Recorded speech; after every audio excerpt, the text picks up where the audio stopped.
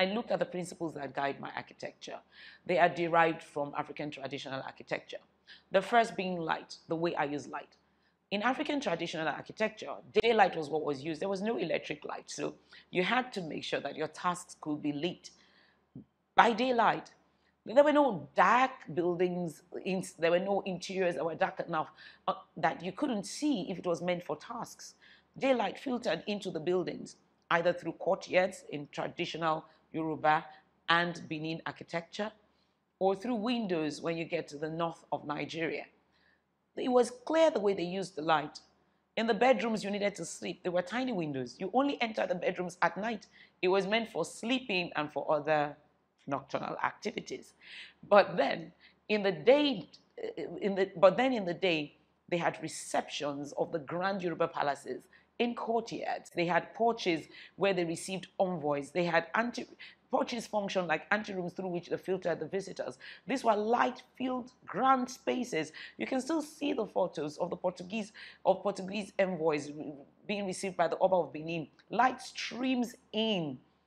Now we see African buildings. So now we see buildings in Africa where power in my country remains a problem.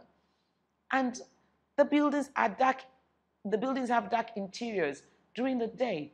My buildings are filled with light. But I approach light not just in terms of artificial lighting or daylighting. Lighting for me, light is the revealer. Light reveals shapes and forms. That's why a lot of my buildings are in white, because white is like a blank canvas.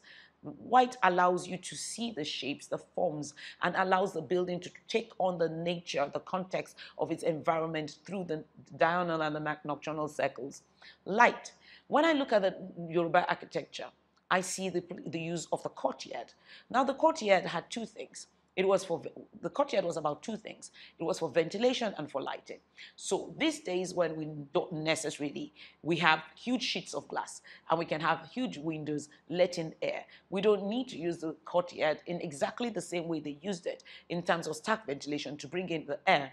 We can decouple the two reasons for the courtyard, the two physical reasons for the courtyard, light and air.